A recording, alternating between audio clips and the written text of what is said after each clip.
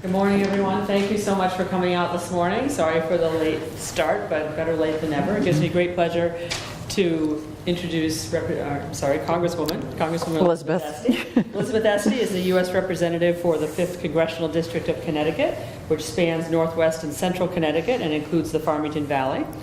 She was elected to Congress on November 6, 2012, and she knows that job creation and economic development are top priorities for the residents of the 5th District, and she's a strong proponent of helping small businesses and promoting the green jobs of the future in the 5th District.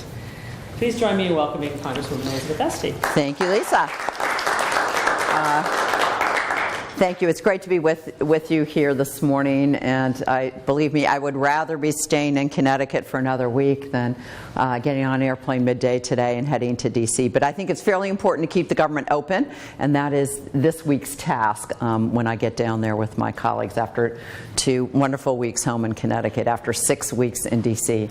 All week. So I'm really grateful for you taking the time to come out this morning. And what I wanted to do was speak for a few minutes, laying out some of the things I've been working on, challenges that I think we face, and really, as much as anything, open it up to get to respond to the questions, specific questions you have, or concerns, or recommendations. Democracy is an us business.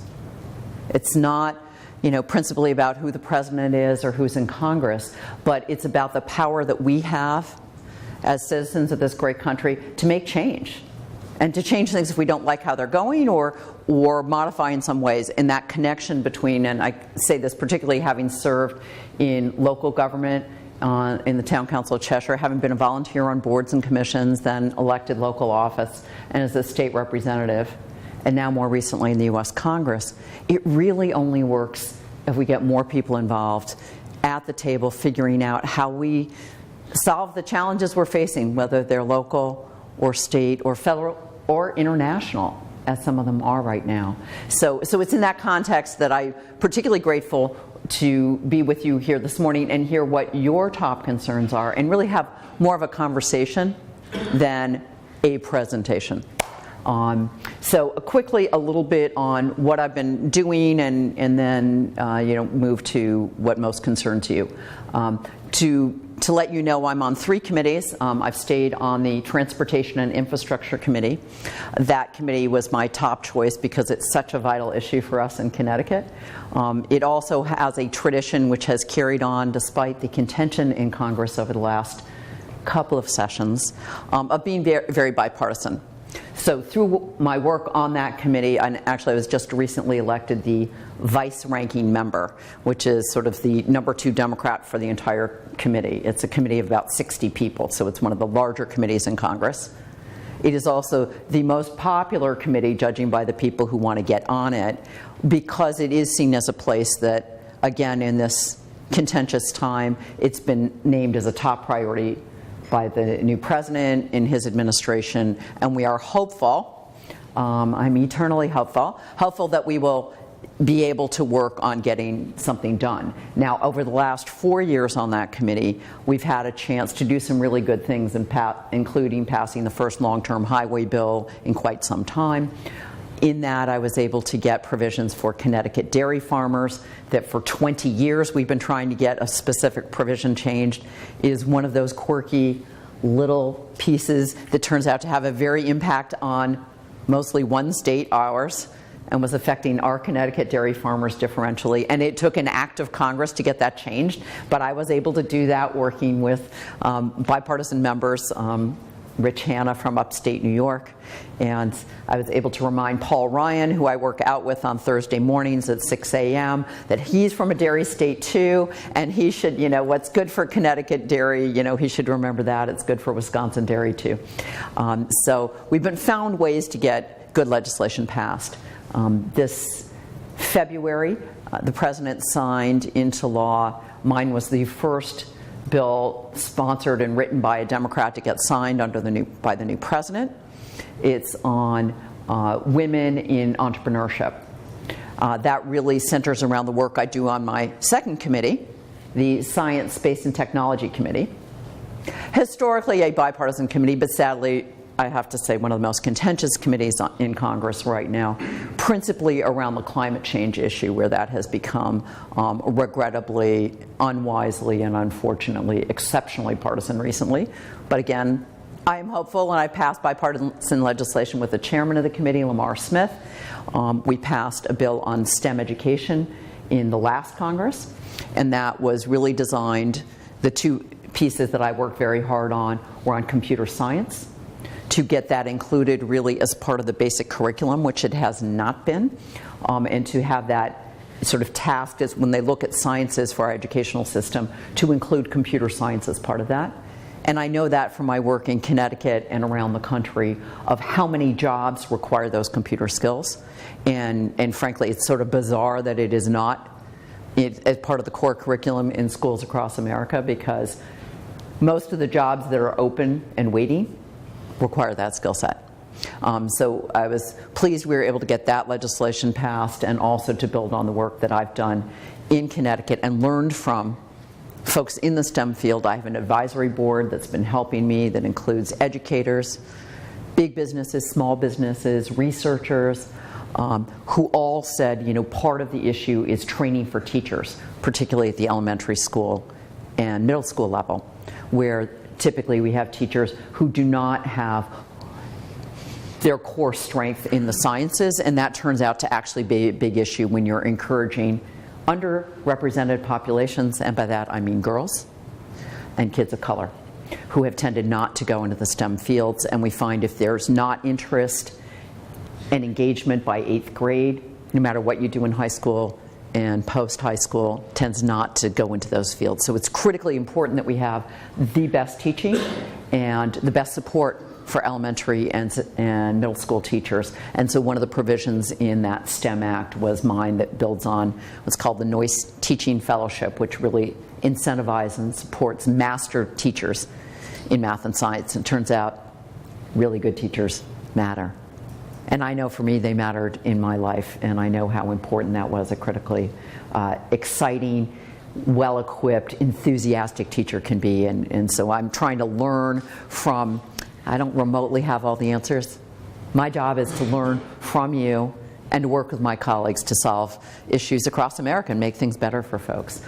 So that bill, the one on women in entrepreneurship, again, followed up on work I've been doing with companies, with researchers, young researchers and ones who are more experienced, about how there are particular challenges for women in the STEM field, moving from the lab to commercializing their ideas. There's been some challenges with that. So through my work with the National Science Foundation, the woman who's head of that, a woman named Dr. France Cordova, this is a core issue for her, and together she helped me in sort of putting together this proposal, which then was signed by the president in February, to build on and expand the National Science Foundation's efforts to, again, make that transition of tying our basic science that we support with your tax dollars, and we need to keep supporting, but to then tie that into business development and commercialization, because that's where those new jobs are coming from.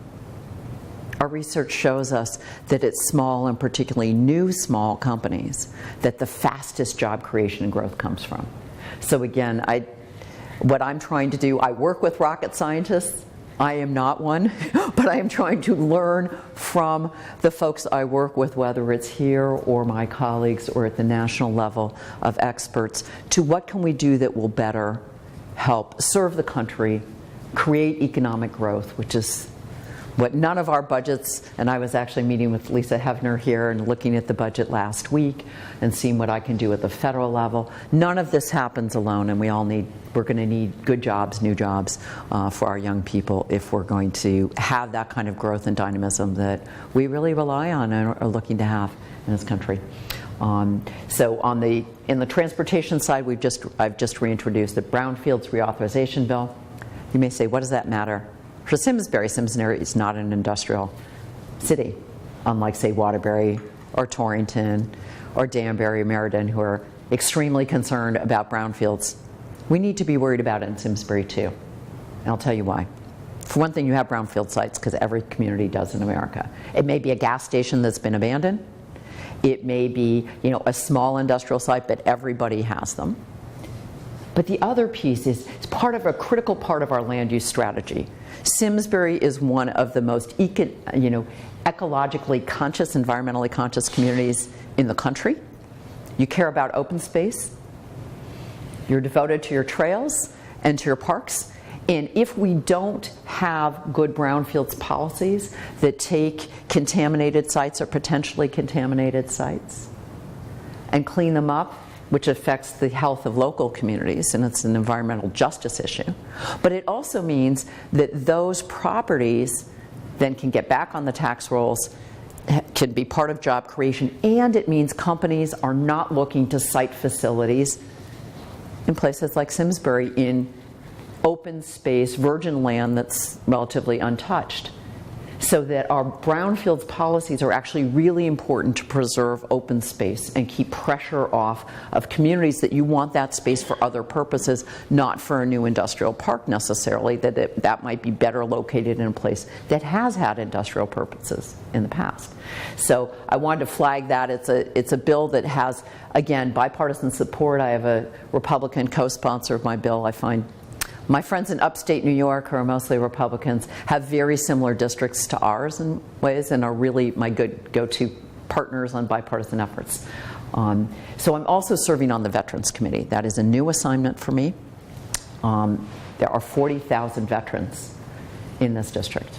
It's a very high number for a district that doesn't have a base, but just has a long, proud tradition of service for veterans, and I know that's very true here in Simsbury. And I was doing so much work on these issues and working on legislation, and a past legislation, the Gold Star Families Act, which was passed and signed into law in the last Congress, which helps have equity for fathers as well as mothers of young people who either died or were severely injured in service to this country. That was an issue I learned about through a gentleman named Joe Nolan in Waterbury, Connecticut, whose son was killed, and who found that he didn't get the same recognition actually from the federal government and from his fellow citizens that, say, his wife would have had. It was just wrong. And it's something I really thought about a lot because at the time he raised this with me when I was first running for Congress, I had a niece serving in Afghanistan, guarding a base, Camp Eggers, outside of Kabul. And I knew that if she had been killed in that service, my sister-in-law, and my brother-in-law would have been equally devastated. It wasn't as if one of them would have made that sacrifice. They both would have. So that's an issue that we were able to fix, because I was able to find support on both sides of the aisle to address that. And so right now I sometimes be careful what you ask for, if you know that. I know you're part of the chamber, and so that you are people who say yes, so you will understand what happens to me. I said, okay, well, sure, I will go on the Veterans Committee because I'm doing so much work anyway. And they said, great, we're putting you as the top Democrat on the Disability Appeals Subcommittee. I said, oh, you mean the stuff that I've been reading about where there's a backlog of 6 years that's looking to go to 10 years. There are 470,000 appeals right now pending. So that's what I'm now in charge of with my new hat for that committee, and have already met with the Secretary of the VA, gotten his promise to come up to Connecticut and see some of the work we're doing here. But really, we're going to have to be really creative and innovative and smart about dealing with this just shameful, inexcusable backlog of 6 years to get appeals processed, which may move to 10 if we don't change things. So I've got my hands full with my committee work, but I'm very grateful for the opportunity through those committees. That's really how, when Congress functions, it functions through the committees. That we work together, Democrats and Republicans, on issues that matter all across America. And I'm getting to know Mike Bost, who's the subcommittee chairman from downstate Illinois, where my father's mother's family was from. Went to University of Illinois and dated Red Grange and the Fighting Illini. So I have connections. He was very excited to find out about that. So we're already have met several times and are looking at what we can do on this committee. Again, if you read the papers, it's incredibly partisan, and you would think absolutely nothing is happening. And I'm here to tell you big news. there are still things happening. There are still things getting done. The people I serve with are patriots. Our country is very diverse. They're representing their districts. But the American people elected all of us to go and figure out and to find that common ground and to try to get things done. And that's what I see as my job, to stand up for our values. And there are some things, make no mistake, for example, in the proposed budget from the president, take the environment, where he's proposing a 31% cut to EPA that would gut basically all enforcement. I think that's wrong for our district and wrong for America, and I'm not going to hesitate to say so.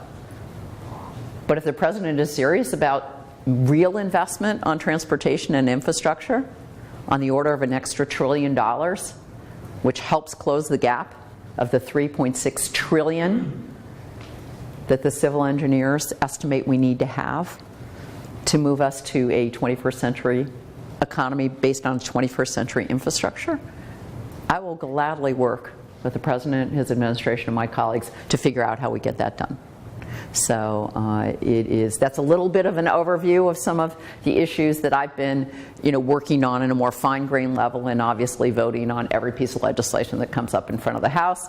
And that includes this week figuring out how we're going to keep the government open, which will really mostly come down to a question of, is there funding for the wall or not in the continuing resolution, the ongoing budget. So I am hopeful it will not be. I'm part of a bipartisan group under the auspices of a group called No Labels that some of you may have heard about. I'm part of some informal dinner groups that are bipartisan, a very informal but very intense bipartisan group of members of Congress who work out at 6 or 6:30 in the morning, where I do find many of my co-sponsors of legislation are part of that morning workout group.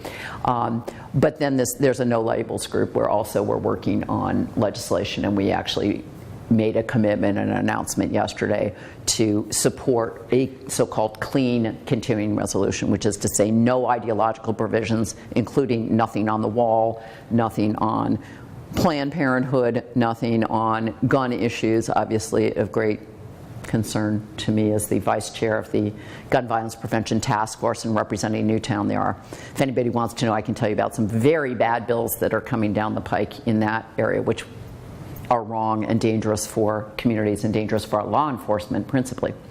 But we are hoping that this bipartisan group can make the case to both, particularly to letting the White House know that, like, we're prepared to vote for this, but not if there's going to be a bunch of garbage that really needs to be worked out in committee, needs to be negotiated, but not in the context of a big spending bill to keep the government open.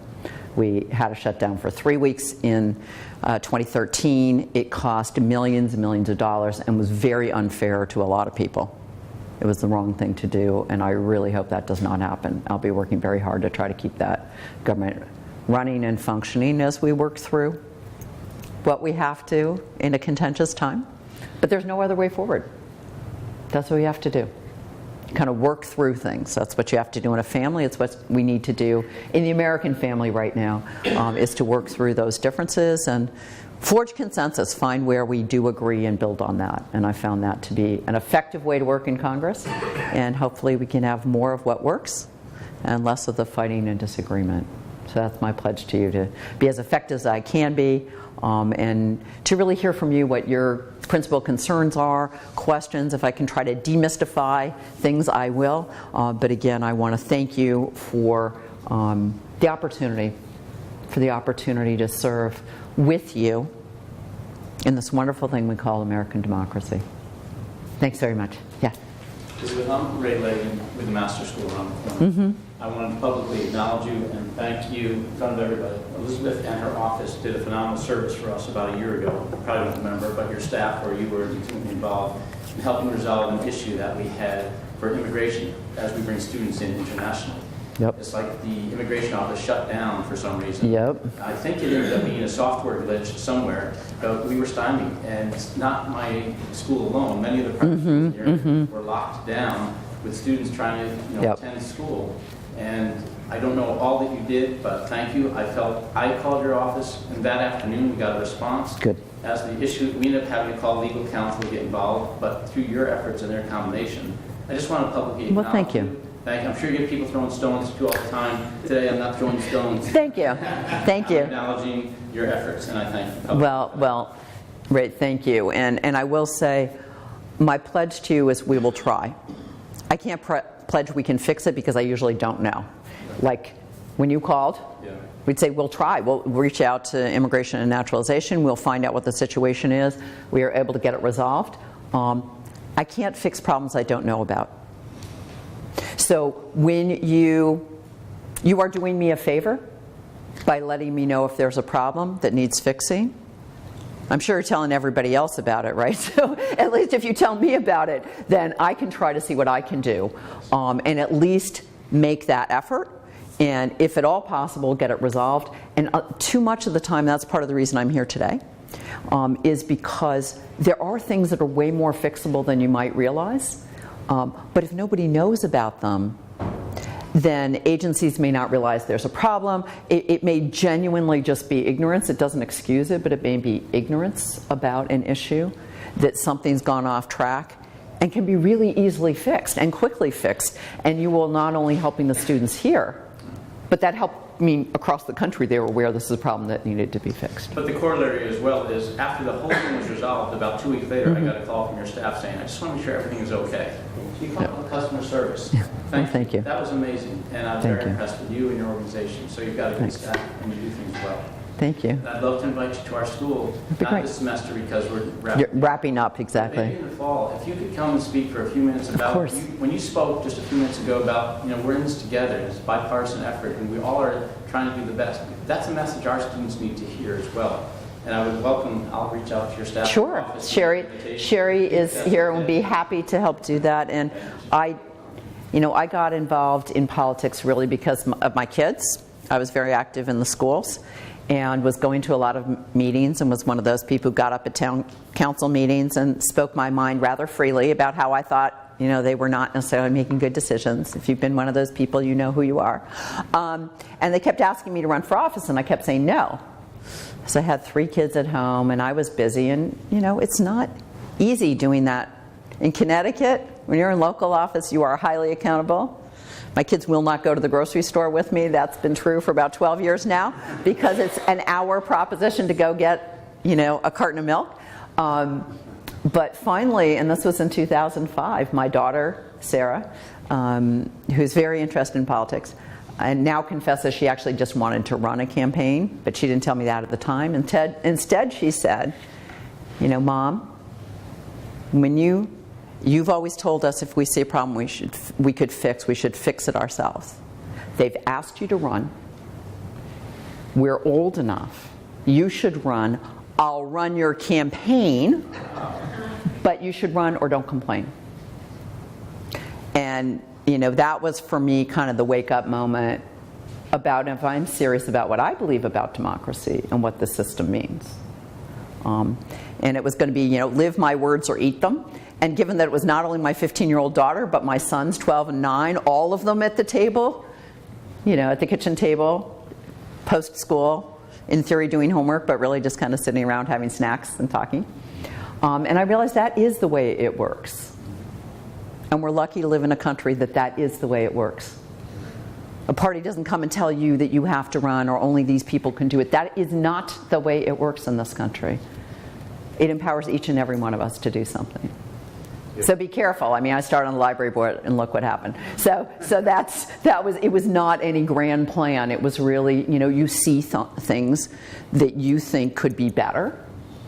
And democracy empowers us to put ourselves forward and work with other people and try to figure out how to fix that. I not only believe that, I know that to be true. And people need to know that. We're not powerless. If we don't like what's happening, we have the power to change that. And I think it's important for people to know that right now. That we're not powerless. If we don't like things, that is what democracy is about. Yeah. I'm David Bordenaro, President of McLean. Welcome. Thank you. Nice to be back here. Yeah, thank you very much. Although I did automatically go to the other building, I have to say that further delayed my progress getting here. Thanks for your support over the years. Not too long ago, myself and many of our colleagues were in Washington made many visits to your office and your colleagues. And this was a couple days before the Republicans pulled the healthcare bill. Healthcare bill. So we were, but I know we had your support and other delegates from Connecticut. So again, thank you. So the question is, I mean, here we have independent housing and such, but a good part of what we do and our commitment and core to our mission is taking care of the frail elderly. And so from that perspective, and that line of service is very dependent on Medicaid. Right. It's good to hear that you've got a direct line with Paul Ryan because he's pushing this block granting paper person, which no matter how you look at it, that means a major decrease in Medicaid that's going to come into Connecticut. So what do you think's going to happen? What do you and your delegates working on? I guess what's your plan? Well, thank you, David, for what you do. And we know that what a lifeline Medicaid is, and I tried to explain to people when this discussion was happening around the spending proposals and what the Affordable Care Act, the repeal and replace proposals were. I did not think it was going to pass, really, because there isn't a state in America that doesn't have Medicaid at some level, and there are virtually no people getting long-term care who are either seriously disabled or elderly who are not on Medicaid. That's just the reality of where we are in America right now. And I think that's why we've seen the town halls be as vigorous as they are all across America, and why so many of my Republican colleagues found huge blowback when they went home. The people are like, okay, well maybe, among other things people did, and I'm not kidding you, they said, I don't like Obamacare, but I need to keep this affordable care stuff. So there's been some disconnect on that. But I think that people didn't realize that that the plan really was to free up $800 billion, that's with a B, 800 billion over 10 years to put into tax reduction. So just to explain a little bit what's going on, this is kind of lifting the veil or peeking behind the curtain about what's happening on these big bills. I can tell you why the sequencing is the way it is and why things are kind of stuck right now. Paul Ryan's major push has been actually to do tax reform. He's a budget guru. He was head of the budget committee. He wants to do overall tax reform. That's his top priority. You cannot do that under the plan that he's looking at and the proposals without coming up with a whole lot of money, a lot of savings. The way they're trying to do that is through cutting Medicare, Medicaid as part of, and the Affordable Care Act subsidies. So you'd have to do the Affordable Care Act repeal / not really replace to free up $800 billion to put into tax reform. That has been the major emphasis of the House and Senate proposals, is to deal with that package, with the real interest being tax reform. Now, I'm in favor of tax simplification and reform. I'd look at it very differently on the configuration. I think we all agree we need to deal with the overseas issues. Repatriation of U.S. corporations who park money overseas could be very important to this country, and we need to rationalize our tax code. It's way too complicated, and we have a lot of gaming about who's a corporation and who's an individual, and I think that it does make sense for us to look at that. However, the president's top priority announced was transportation and infrastructure, mostly infrastructure, which, frankly, the Republican Congress has been much less interested in that, because that's actually spending money, which don't want to do at the federal level. So they're not on the same page about those priorities. And what happened when people went home, and again this last 2 weeks, was that people heard all over America, and my colleagues who had proposed, who were proposing Paul Ryan and others, to do this repeal and kind of replace, is that people said, okay, repeal and replace, but it needs to have coverage for pre-existing conditions. You should not rate women differently. There can, and went through this whole list of things, which was then not actually going to be the repeal. And they're still stuck on that. And I think they are hearing, people are now realizing, as you said, this block granting is a cut. I mean, that's out and out, it's a cut. And for states that have older populations like ours, it's very devastating. And we will not have any, families don't have, very few families have the financial wherewithal to pay for long-term care for really, for elderly or people who have long-term care. I mean, that's what we looked at with my father-in-law, who had a series of strokes a year and a half ago, and then, was in the ICU for basically, and then long-term care for 3 months. Families just don't have the resources to pay. If any of you either work in a facility or have family members, you know what I'm talking about. That's just where America is right now, cost of health care, et cetera, that we rely on Medicaid. And I think a lot of people think, well, it's just those poor people, some other undeserving poor people someplace. No, it's like any American family. It's grandma. It's grandma you're talking about when you're talking about cutting these programs at the massive level that they are. So I don't know what's going to happen. I wish I could tell you. I don't think there's agreement. I don't think there are votes to make this happen yet, because I think that people are finding that Americans still want they want sort of the essential benefits, which has been much of the fight in the Affordable Care Act. It's so-called essential benefits, which include things like, radical things like hospitalization, because there are catastrophic plans that don't cover that, or maternity care. There are plans that don't cover that in states unless they've been required. So I think Americans now over the last couple of years have seen like, oh yeah, that's what actually health insurance plan should cover, what most of us would consider as health care. So I don't know how this gets squared yet. And the bill is far from perfect, the program's far from perfect. We have challenges, we don't have as much competition as we want in most states, including ours.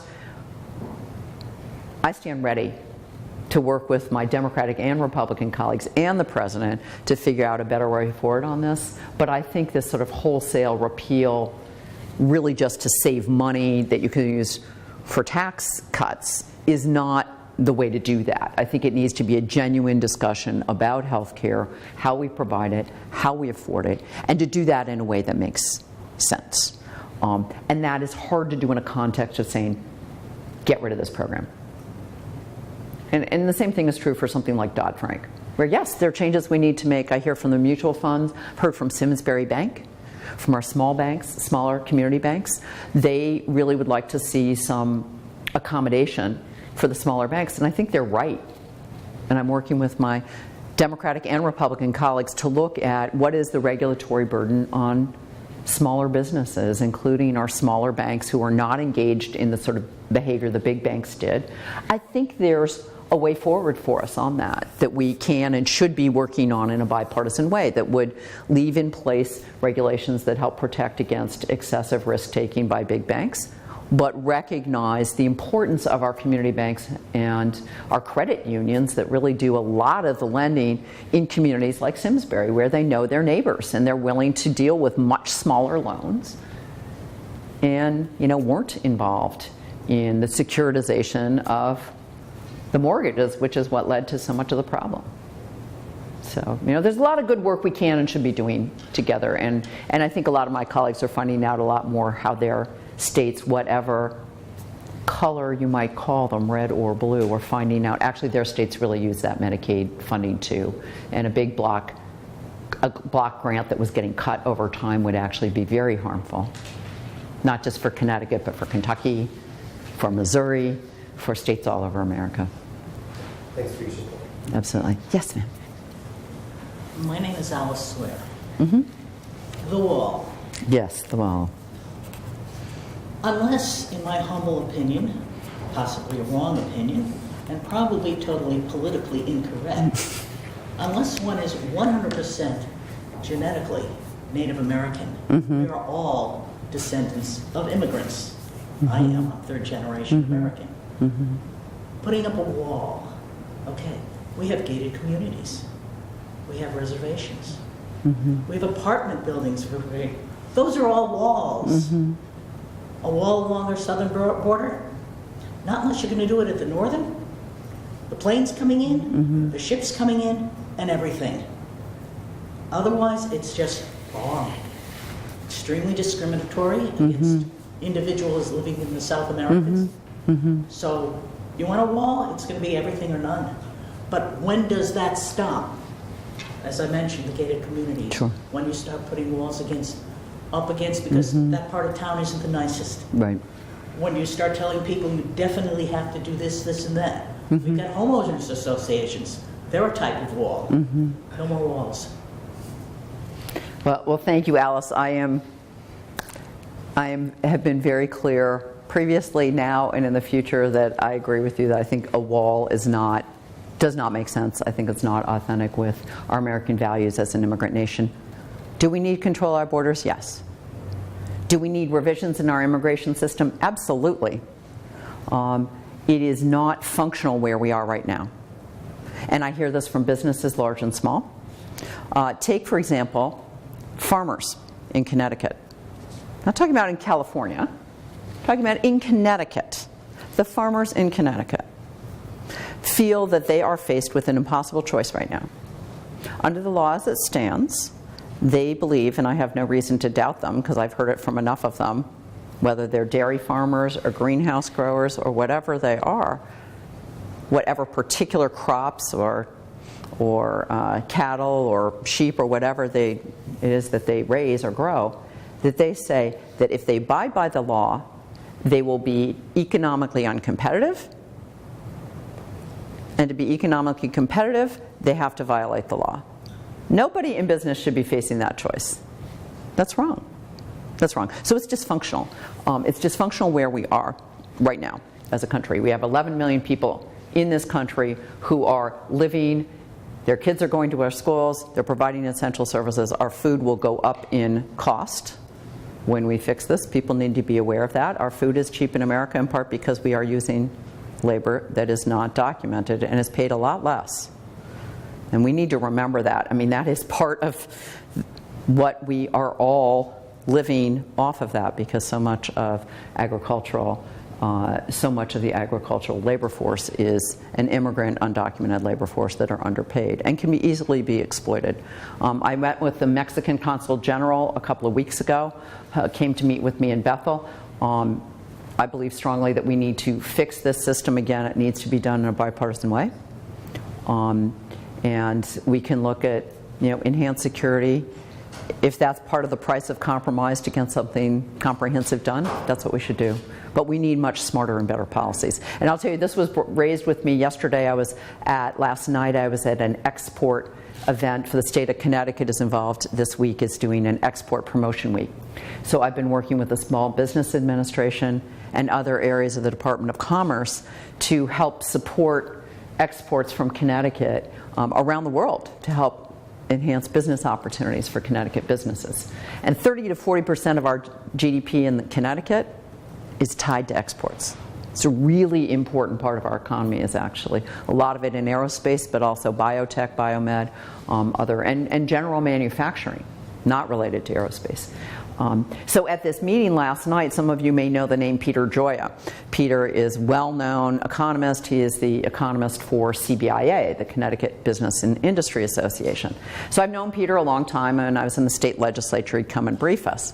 So he pulled me aside after we had sort of this presentation, and he was presenting a study that they'd just done, and he said, "Elizabeth, you have to make sure that the immigration system gets fixed, because this is just a mess right now, and companies can't get the engineers they need, and we have foreign students in our engineering programs," which I know because about half of the engineering students are foreign-born who want to stay in the United States, and we don't allow them to, which just makes no sense. They're highly trained, best and brightest from around the world who would love to stay in the U.S., love to take their skills and build businesses here, which would employ lots of people, and that would be great, and we don't allow them to stay. And I said, "Peter, I totally agree." And I said, "The problem is not me on this. With all due respect, the problem is not me on this issue. The problem, frankly, is folks across the aisle who have not been willing to do this." The single best way to jumpstart the American economy and jobs would be to fix our immigration system. When I got elected in 2012, there were 90 of us new members of the House of Representatives. 50 Democrats and 40 Republicans. We had a series of briefings with, distinguished leaders from all walks of life, including, I think it was both Steve Case, head of AOL, And Bill Gates independently told us the single most important thing Congress could do would be fix the immigration system, and that would lead to more economic growth and more jobs than any other single thing that Congress could do. More than tax reform, more than tax cuts, more than anything, fixing immigration rationally was the single most important thing we could do. That remains true. So I will keep working for that, because it is both morally appropriate with what we believe, as I, like everybody else in this room, we are sons and daughters of immigrants if we're not immigrants ourselves. And we should be honoring that in how we conduct ourselves. But it also it's an economic imperative for us to do that as a country. And for this state, we are 1% of the United States population in Connecticut. The US is 5% of the world's population. If we're going to have great jobs in this state, there is only one way to do that, and that is high-value jobs and exporting around the country and around the world. That's what we need to be doing, not running away from that, putting up walls, but actually breaking down those barriers and making it easier, make it a more level playing field for American workers and American jobs, which we will not do by putting up a wall. That gets us into the opposite direction of trade wars and duty fights and other policies that will not be helpful for us. Other ideas? Yeah.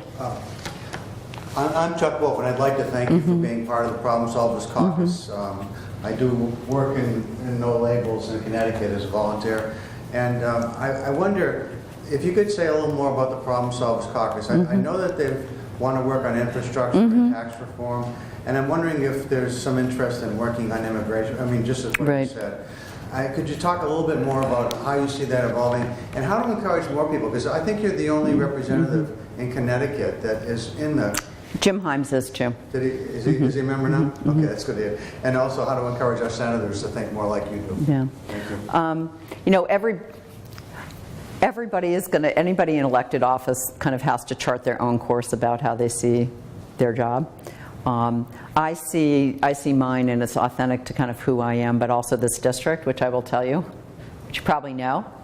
I think Simsbury is about 50% unaffiliated voters, independent, whatever you want to call it, but people not registered in any main political party. My town of Cheshire is 50% not registered in either party. This district is 43%. It's one of the highest percentages in the country.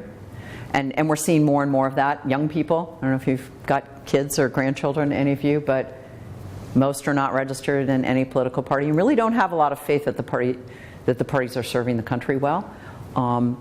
Faith in government's ability to function is at a very low level. And I see it as part of my job to not only get government to work, because I ran to try to get problems fixed, but to restore faith in democracy itself. Is democracy responsive to what people want and need? And that cannot be done by one party alone. The big issues that this country has addressed have been done with support from both parties.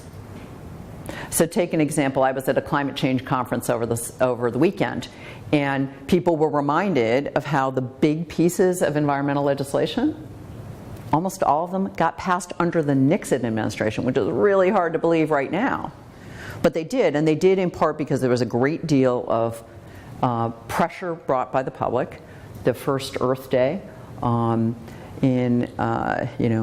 going on 40 years ago, more. And that pushed enough pressure that Democrats and Republicans came to the table and said, you know what, we should not have rivers burning. Cuyahoga River burned.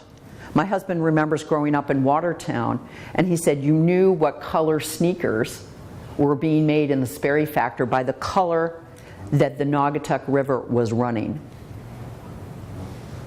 On ball fields he played on, you could smell, depending on which way the wind was blowing, you could actually smell, the rubber and smell the chemicals. So we've come a long way, and sometimes we forget that, what a huge difference that has made in the health and well-being of Americans. And it was done with bipartisan support. I think if you're looking to fight, you're going to find a fight right now. And if you're looking to find solutions, you're going to find the people who are looking to do that. And that's basically what sort of the no labels philosophy generally is that we need to be looking for solutions and not demanding an ideology or a party label to get that done. And that, I have to say, is this district is reflective of that. Now, make no mistake, there are highly partisan people, friends of mine in both parties, who live in Connecticut. But I just think right now, with where we are as a country, we need to, and I would say it's less about compromise. Jeff, I would say it's not about, and I've been thinking a lot about this, about why is it so hard right now.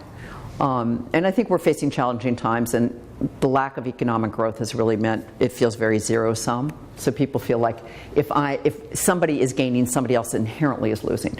That's one of the reasons you need growth, is so that it needs to be shared. And that's one of the big problems right now that we really do need to address. The economic growth that we've seen in this country over the last 20 or 30 years has not been shared, because innovation and technology has meant that it has gone way disproportionately. It's in the tech sector with very few people for very highly valued companies. And I don't have the answer to that yet. But I do know, I don't think the answer is don't innovate and prohibit, say, developing robots, which can help save workplace injuries, and it can be much safer for us. If you think about, if you have friends who are nurses or orderlies in hospitals, or working in nursing homes, you can absolutely imagine that well-designed robots could actually help people who otherwise would have back injuries or other things. There's a lot of advantages that may be possible for us with that, but it is displacing workers. Right. So we got to figure that out. And again, that should not be a party answer.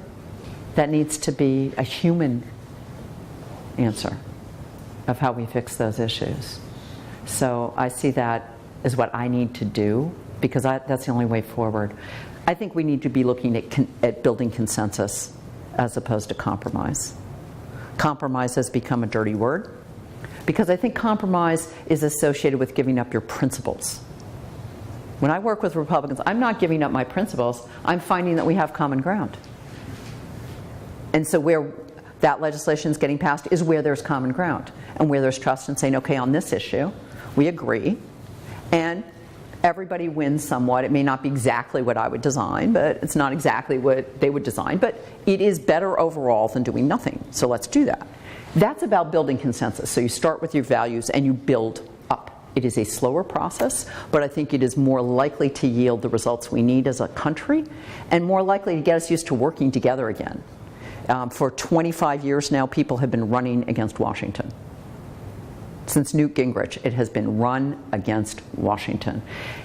So now we're sitting with the House of Representatives, in which 60%, I think we're up to, were elected 2010 or later. Think about that. Congress has been the House has been incredibly fractious during that time period.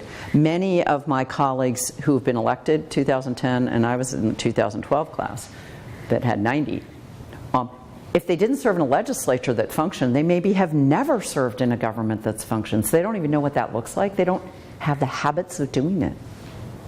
We have to develop the habits of doing it, and that's what I see, sort of what the Problem Solvers Group is trying to do. That is, folks, we worked hard to get here. Our districts, we represent people who want to see things work better. All of us want a better America, a brighter future, safer in the world, safer at home, clean air, clean water, good education, good jobs. We all want that. So let's figure out areas where we can do that. And that's the only way I know how to do my job, is that I wish way. more people would think like that. And is there some way to encourage both parties to encourage that? Because it seems like parties push people in the opposite direction. Well, I think there are some significant differences of priorities, but I do think we have to get to a place. America has to be governed. It's not enough to win an election. You actually have to govern. And I think that's what we're seeing right now. I think my Republican colleagues are finding out, and the president too, you can win an election. That doesn't mean you can govern. And if we're going to govern, governance does require working with others, including people you may very much disagree with on some issues. But on issues where you do agree, you've got to at least start there, and then it gets easier. Any of you in business knows that's true. The first deal is the hardest one. Would you say that gerrymandering or redistricting has had a deleterious effect on that gridlock or not? Yes. How do do you fix that? I think it is less of an issue than people think it is, because there are two other things that are bigger issues, right, to my mind, that I think are bigger issues right now. I'm not saying it's not an issue, it is. But other issues are also really important. One, fixable, and one much harder to address. The one that is fixable, but I don't see the political will to do that, is to take money out of politics. Connecticut has tried imperfectly, albeit, but it has tried with a campaign financing system that is publicly financed. That means people running for office in Connecticut don't spend very much time raising money, can't get very much money from any one person or any one organization, and that actually frees people up to do their work and means they're less beholden. I think that would be much better for Congress if we had that kind of a system. And I'm supportive of and co-sponsor lots of legislation that would do that. Because it's really people's time. It's a much bigger issue is people's time. People think it's direct corruption. It's not. It's people's time that they spend having to raise money, which is mostly people from these swing districts. So it's the very people who used to actually put the deals together are people who are having to spend all their time raising money because they get attacked by the other party. So that's a problem that campaign finance reform would help. The other is actually self-selection. It's people choosing to live, and this is particularly true for young people. And it's a weird consequence somewhat of people, when they didn't have jobs, if you think like the Dust Bowl, people moved. If you lived in a place that had no jobs, you moved because there was no safety net. There was nothing. You had to. Well, now we have enough of a safety net that people don't have to move, but they can be pretty mad and they may not have jobs. I don't know how we square that one. That's a much harder problem. You look at folks in West Virginia right now. I mean, I think we should be building wind turbines. They have a long history of powering America. I think it makes a lot of sense to be investing clean energy technology and workers in a place like West Virginia, where you've got people who that's part of their DNA. And that would make sense for us and for West Virginia to do that. Unfortunately, Senator Byrd died. Yeah, exactly. But you have young people are increasingly choosing to live in areas that politically agree with them more. And when people choose to live that way, that they choose to move to a place that thinks more the way they do, that in the Facebook kind of world, then that's going to be harder to address, because gerrymandering is not going to, you'd actually have to reverse gerrymander, right? And this is actually a gerrymandered district. Actually, do you have one of our cards? We can pass around the back of our, I in fact decided to do this because people always want to know where the district is. So I'm going to pass around, and if you can look on the back, it shows what the district looks like. It looks like a puzzle piece. We refer to it as like the double lobster claw. It's this crazy shaped district. It's ridiculous looking. I had some students 3D print one, like a keychain little thing for me with the shape of the district, and Meriden and Cheshire that I live in broke off of the keychain because they were so much kind of out one point. But this district weirdly was gerrymandered to be competitive, which doesn't happen very often. So people may remember Connecticut used to have 6 members of Congress, and after the 2000 consensus we lost one. We went down to 5, and at that point the way the redistricting commission at the state, what they decided to do was to include one Democrat and one Republican in the same district and have a free-for-all. So they cut it in this really strange shape to include Jim Maloney, Democrat from Danbury, and Nancy Johnson, Republican from New Britain, in the same district. So that's why we have such a strangely shaped district, was to include the 2 of them in the same district, and to get the numbers exactly right, and to make the voter registration something that either party could win. So it was in fact designed to be a swing district. Very unusual, Jeff. You don't see a lot of that. So this is a very unusual district that way. She won that race. In 2012, it was the most expensive House race in America. It was $15 million in 2002. No super PACs. That was not outside funding. That was candidate funded, which is to say through their direct campaigns. So we have a history of, because this is a swing district and because it was designed to be that way, we're unusual. There are very few districts in America that are like this. And yes, redistricting would be better, but I'm not going to hold my breath for it. not going to hold my breath. But we should be working for campaign finance reform. And frankly, if we had economic growth more equitably distributed across America, that would be different too. But we don't. And as long as we don't, we're going to continue to see young people moving where the jobs are in hip, cool places. And that means that, that you're going to continue to see that change. But that's why I think we need to do, Jeff, to your point, consensus building on the things we agree on. Because I don't think we can count on gerrymandering fixing that issue. And I'm hoping we don't have external threat, which is the other way America comes together. And I'm really hoping it doesn't take that. Has the Problem Solvers Caucus met with the president to talk about where they want to work together? We haven't. We have, yeah. Here's. A couple people didn't get a card. Yeah.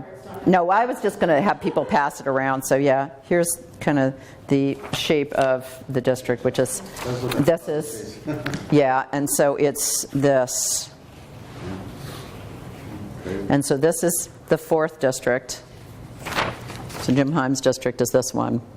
This is Rosa DeLauro's district. You can see Joe Courtney gets this one that is, basically the whole eastern part of the state. John Larson's district is this one. So as we say, like the double lobster claw, this piece. And this is our district. So 41 cities and towns. I'm here. Meriden like way hanging out here.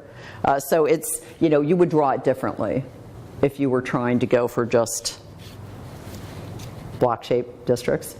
And they may change that at some point. But for now, that's the way it is.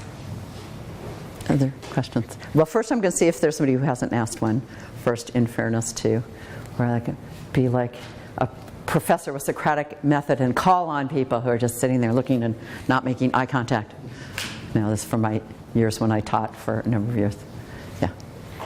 I'm so happy to hear about committee work because, what we see in the front of the newspaper is it looks like these plans get hatched, they don't go through subcommittees, they don't go through committee approval. It's a prepackaged deal that seems to eliminate congressional debate, and it gives the impression that, that there's no other work being done.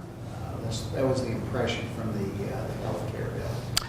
Well, that was a correct impression on the health care bill this go around. Now, I will say I was not in Congress during the creation of the Affordable Care Act, but I do think it's important to note that, in fact, that was over a year-long process. There were 160, 170 hours of testimony and committee hearings, which did end up on a party line vote, or largely party line vote.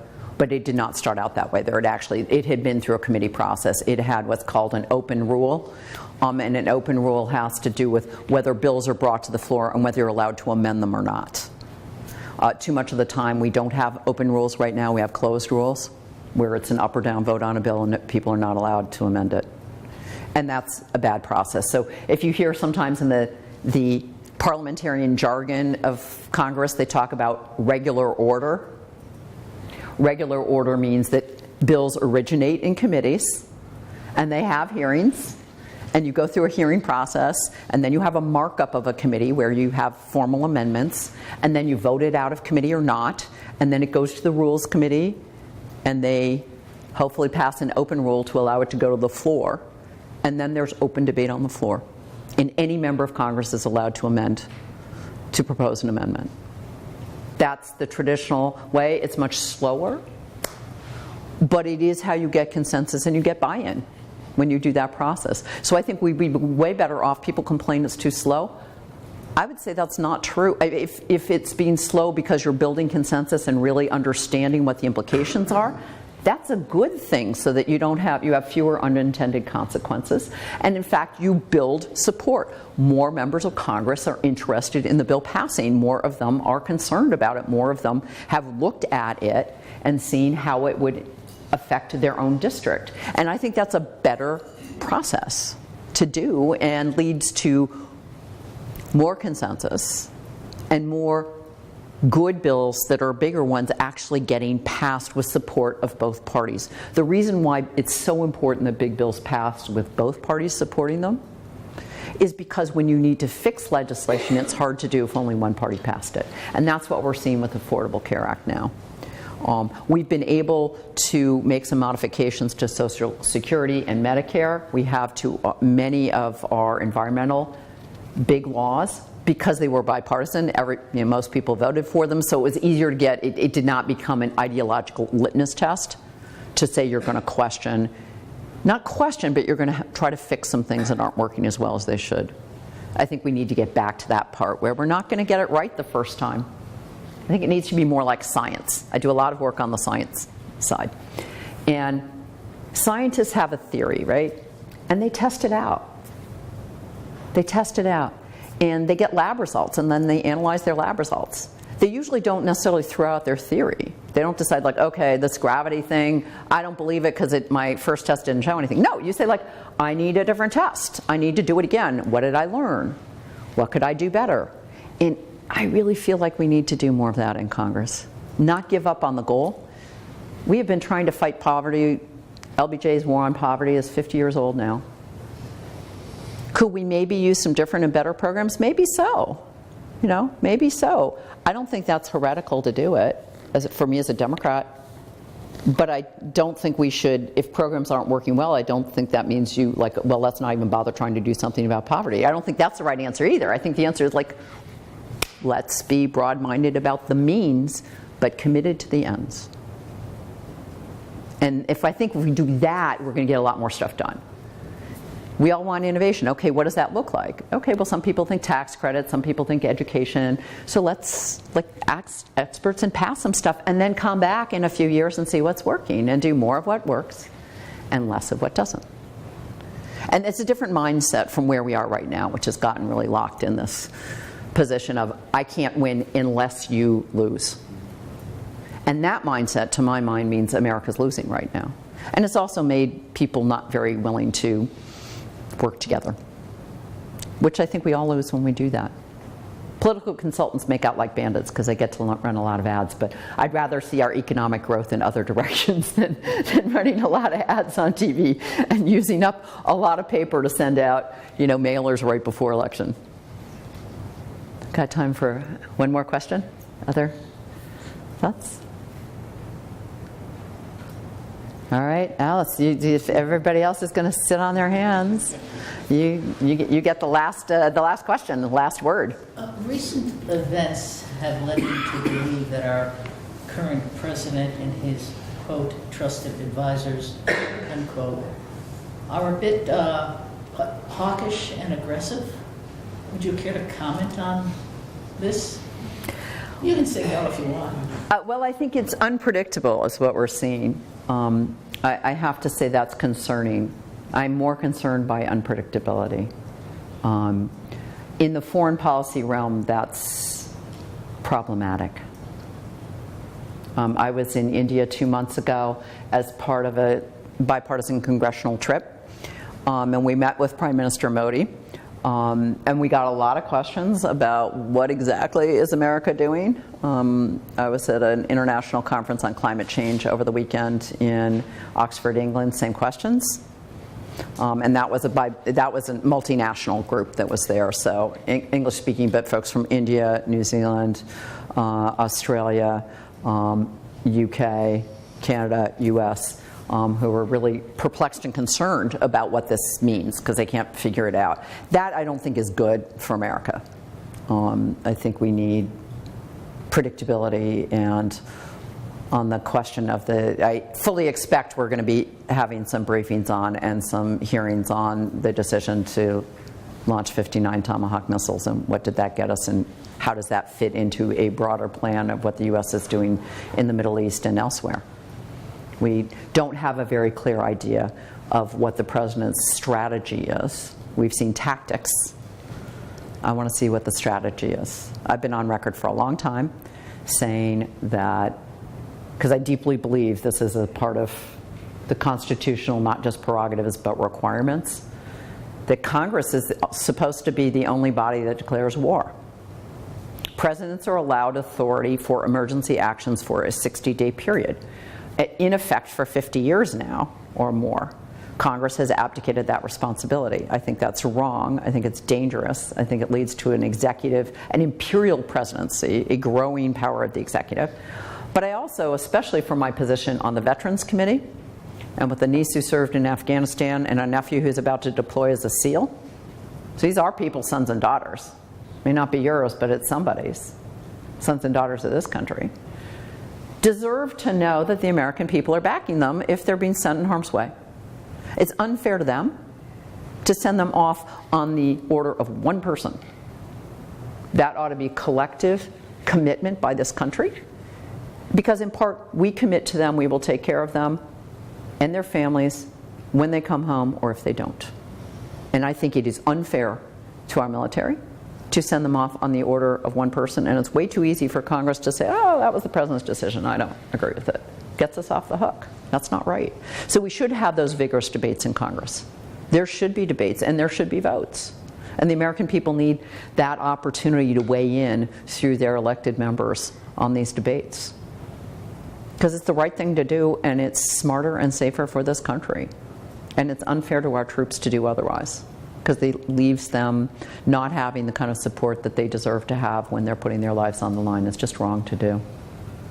So you notice, I'm not saying what I think exactly we should do, but I'm telling you the process by which we should do it, which I think is tremendously important. And it's especially concerning when right now the president alone, and this was also, happening significantly under Barack Obama, but I will note a difference. Barack Obama in 2013 did come to Congress and ask for authority to get more involved in Syria, and Congress said no. But some of the same people who said no then now are saying, like, fine, we don't need to vote on it. I mean, I think that, we should, and then we have that debate and we vote and then we proceed from there. And I think we would have a better policy, because in part the president would be required to lay out a plan, not just for Congress, but for the American people.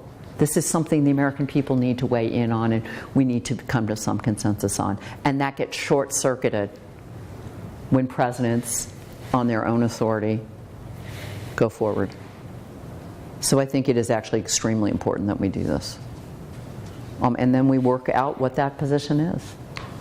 But it shouldn't be done by one person or a small group of advisors. It really, really should be done with the American people, and take the time to build that consensus or not. Because it's as we've seen, very divisive if we don't. We're seeing what happens when we don't. Not just in our relationship with other countries, but within our country itself. And I think that would be better if we were forced to have a vote by Congress, forced to have those debates, forced to have the president lay out a plan, have those generals come before members of Congress and outline where this goes and what happens if this happens or this happens or this happens. I want to know that. And you should want me to know that. And you should be talking to me about what we ought to do, but I can't do any of that if my only lever is, a funding bill, which is what it is right now. That's the only lever there is of any kind, and that's not right. That's not the way the Constitution set it out. There's a reason. This is supposed to be Congress. So great. Well, I thank you all very much. I really, really appreciate your taking the time, your engagement in American democracy. And I would urge you to genuinely, I mean it when I say it, please call. I did not ask these people to come and say that they called and something happened. But I encourage you to do that, and we will do our level best to try to resolve that issue, to help you, your family, or whatever the policy may be, design legislation, change something if that's what it needs to happen. And I can't promise we will be successful, because that's usually not in my power to, by myself, make that promise. But I will promise you I will try, and I will try. And I will try with my colleagues on both sides of the aisle to move the country forward. So again, thank you very much. Really appreciate all your help. Hope you have a great week, and pray. If you believe in prayer, pray for us. If it's not prayer, if it's crystals, whatever it is, I urge you to employ that and be sending good wishes for rationality and consensus building, and not shutting down the government this week, because I think that would be a bad thing for us at this time, or any time, frankly. So again, thanks very much, and have a great week. Funding for Simsbury Community Television is provided in part by contributions from viewers like you. Thank you.